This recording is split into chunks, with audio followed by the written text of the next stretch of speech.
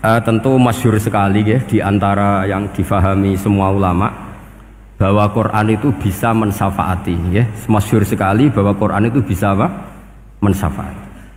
Bahkan syafaatnya Quran itu bedanya dengan syafaatnya Nabi adalah syafaatul Quran ini menghalau atau menghadang orang biar gak sampai kena azab. Tapi kalau syafaatnya selain Quran itu yang sudah kena azab diambil dari azab itu. Nah, dalu niki kalau kepengen matur teng jenengan sedanten karena niki lami sekali saya kaji bahwa malaikat, nggih malaikat sinten mawon itu juga kena konstitusi aturan fikih. Jadi kalau kita sebagai manusia wajib menghormati orang hafal Quran, nggak boleh nyadui wong hafal Quran, nggak boleh ngidoni wong hafal Quran, maka malaikat juga kena aturan yang sama. Karena dia, malaikat ini termasuk makhluk yang mukallaf, makhluk yang kena tatanan Allah Subhanahu wa taala. Sehingga Rasulullah SAW dawuh surat Tabarok disebut Al-Munjiyah, Al-Waqiyah, surat yang bisa menyelamatkan yang hafal dari siksa kubur. Pokoknya singkat cerita, ada orang itu fasik, mungkin ya layak disiksa.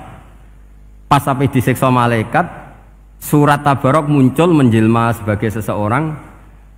Kalau kamu menyiksa orang ini berarti nyiksa saya. Terus kata malaikat, anti min kalamillah, ya rujuknya memang perempuan karena surah itu dari muannas karena ada taknya. Anti min kalamillah, kamu ini termasuk kalamullah.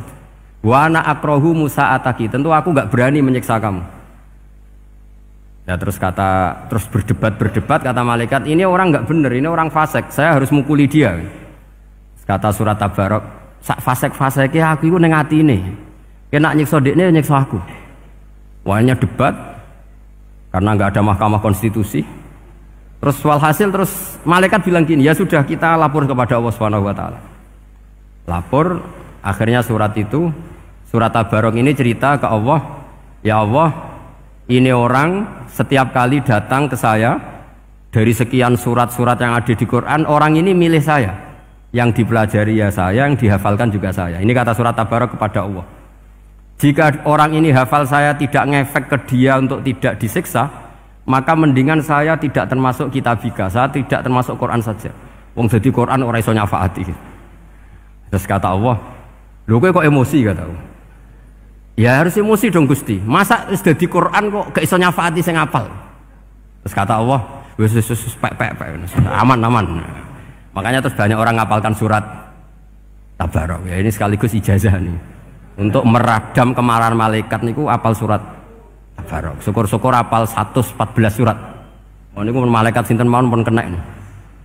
Cukup apal Tabarok. Sehingga adatnya orang-orang Jawa selain apal Yasin itu apal Tabarok. Nah saya itu lama sekali mempelajari bab ini. Ternyata di antara pokoknya itu satu, karena malaikat itu kena aturan fikih. Nggih imut nggih, malaikat itu juga kena aturan fikih. Jika orang hafal Quran itu haram disadui, kita haram menghinakan, maka malaikat juga kena aturan tidak boleh menghinakan orang yang hafal Quran. Dan alhamdulillah di banyak surahul hadis hafal Quran itu maknanya tidak harus hafal semuanya. Orang boleh hanya hafal Tabarok, boleh hanya hafal Waqiah. Itu kalau kamu hafal betul, surat ini juga bisa berdiri sendiri mensyafaati Anda. Kayak ini surat Tabarok, beliau matur kepada Allah Subhanahu wa taala. Redaksinya gini, inna fulanan amida ilayya min baini kitabika fata'allamani wa ta'alani. Jadi dari sekian surat yang ada di Quran, orang ini selalu milih saya ya Allah. Jadi gampangannya surat Tabarok, wong saya diprioritaskan orang ini kok saya dingin-dingin saja ketika mau jenengan siksa, ini enggak fair. Apa gunanya saya sebagai kalamullah, sebagai kalamuka ya Allah, kemudian enggak ngefek kepada orang ini. Akhirnya walhasil sama Allah surat Tabarok diberi hak syafaat.